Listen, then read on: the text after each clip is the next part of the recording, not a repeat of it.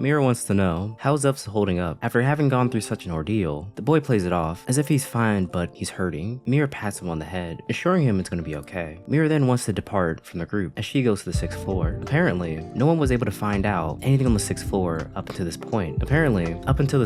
No one knew what was on the 6th floor, with every group that makes it up there finding nothing at the tower. With the group wanting to stay by her side and venture to see what's on the floor, Mira does admit that she does want to keep adventuring with this group. She warns them though of the dangers, with them also knowing the safest place will be by her side. Imra asks her the business of throwing the holy water on the mirror. Mira explains she's looking for someone, but assumes she didn't have a strong enough connection to this person to summon him. Imra is able to perfectly describe the man with knowing what he already looks like. The girl some time ago ran into this fellow, with the older gentleman throwing holy water at her, with Mira not surprised by his actions, with the man being obsessed with holy water. Imra next assumes this is connected to the lesser zombies appearing in town, with lesser demons showing up more. Mira knows now that this isn't random. Soon the call of nature comes from Mira, with her needing to go to the bathroom, with her needing to get away from Flicker, with Mira remembering that Flicker is obsessed with holy water, so she has to get away from the group. Yuck.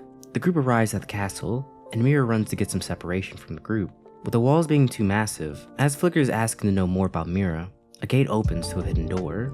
She tells them that this is as far as they're gonna go, with her revealing she's on a secret errand. She puts up a dignified performance, but once she gets up the stairs, she runs to the bathroom. As soon as she's finished with her business, she checks on them to see that they're being good children and staying put. She then checks to see where Soulhal is, and if he's nearby, deciding she must venture to his secret room, but notices a life signature, this being in his throne room. When she gets there, all his maids show no life signal. All the girls are cold. She finds him to be deplorable and as eccentric as always, but the only sign of life coming from his queen. When she goes to his laboratory, she still can't find him, but pilfers through his wardrobe, with him having similar taste, but none of them fit her. With also borrowing some books, he plans to resurrect the dead, with this ultimately being for his queen, having stopped time for her illness while he's off to search for a cure. Soul had a tendency to preserve the beautiful women in his care. Instead of sending them back to their parents, he would keep them there. When she arrives back, the girl notices a hole. When Mira checks it, she sees that there's more girls that have lost their life, still knowing that Soulhal is as sick as ever. When they leave, a demon appears from out the water. The demon speaks to them, with it being the 3rd rank elder of the demon clan. Mira then asks to know if the team can handle him, but the party members admit that they're nowhere near strong to take him on. Mira tells them to retreat, with them not wanting to do so. Zev is able to convince them to retreat so they won't get in the way. After introductions, the demon assures if he defeats the Black Knight, Mira can't defend herself, but he soon learns of her close-range combat prowess. She's able to dodge and freely attack him. She soon decides to get serious when she realizes that spells are not going to damage it. Mira's right eye shines like lightning, putting a strain on his body, not able to do much damage. Has the Black Knight finish it? Absol questions how is she so strong. Feeling that she owes some type of explanation, she decides to tell them, acting as the pupil of Dunbolf, this being while her master can't move. The group is able to believe her story. As they walk back to town, after a long journey, they hear screams coming from it. Hordes of monsters have attacked. The group gets more worked up, defeating as many as they can, but they seem endless. Mira soon sees a familiar carriage, this being Garrett. When she gets to him, the boy is daydreaming about driving an armored jeep with a flamethrower. Mira slaps him back into reality. He explains they've taken action, with the Mage's Hall used as an infirmary, with the rest of the fighting holding them off. Mira soon leaves, jumping across the buildings. She calls a prayer, summoning her Valkyries into battle, with them all having their own unique personalities. One of the sisters comments how it hasn't been easy, with them constantly training, having to swing their sword around 100,000 times. Alfina sees nothing wrong with this, but her sisters can't agree. Mira informs her that training non-stop isn't ideal, with her master randomly summoning them. Alfina looks back to see that she was wrong in her harsh training regimen, with the cheers of her sisters after hearing her apologize, with this boosting up morale for the next battle. Alfina notices the sky has been changing, assuming that a half-demon is behind this. Alfina asks for her master's permission to use a new technique to quell this demon. Using imitation code G, the girls are praised. They're able to defeat the demon in one attack, and are sent back. The party hosts a banquet. In the guild hall, they host a banquet so all the party members can enjoy their fill. The group is given their praise for their deeds, with Mira not being used to all this, with the rest of the party members explaining that it's normal to act this way. Seeing that they stopped a horde of monsters, Zev comments how he would love to be able to summon hot girls into battle, Tak also mentions how he would love to become a magical user, just like Mira one day. The captain of their guild comes to thank Mira. The group splits the reward, with Mira happy to share with them.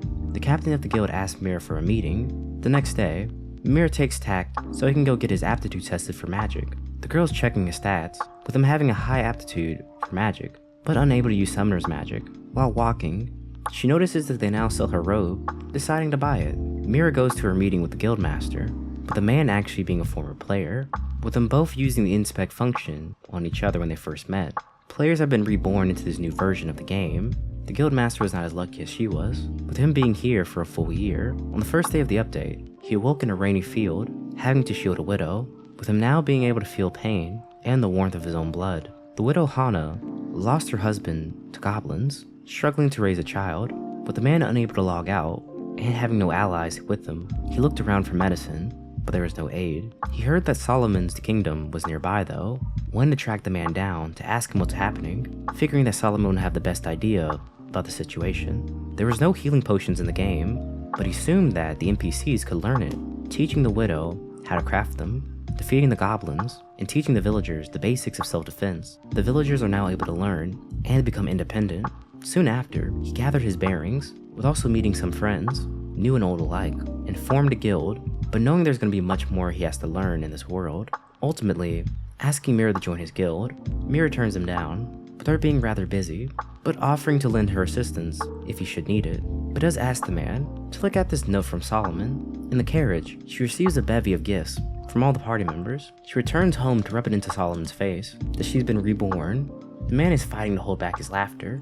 In his quarters, an angry Moriana greets him, commenting how that's a robe that's a hit with the children, hurting her pride. That morning, she recalls reading a romantic novel, with this being about the adventures of Dunbolf. Gear was driving safely this time, until a cat gets into his path, with the cat being a Shinigami. A wind spirit is mad, assuming that they're being cruel to the cat, just like the others were. The two sides start over, with Mira explaining what happened exactly.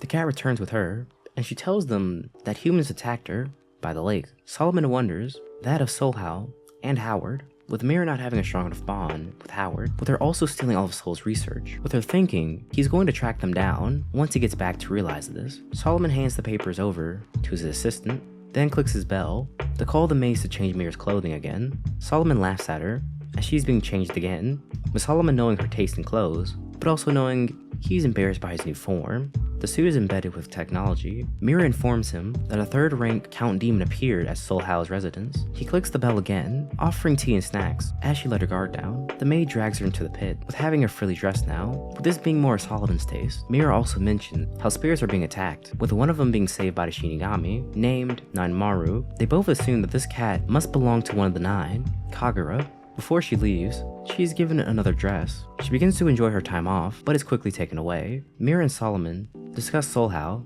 with him wanting to bring back his queen. Solomon needs Mira to venture to the depository of the Crescent Moon Emissary, with this only being added into the game recently. But to enter, she needs the Firefly glowstones that are deep in a cave, so while they eat, they send Garrett, his troops, a Black Knight, and Player 1. They manage to smoothly get the stones back, but encounter a legendary beast. The beast is able to defeat the Black Knight, with Mira sensing something's going wrong.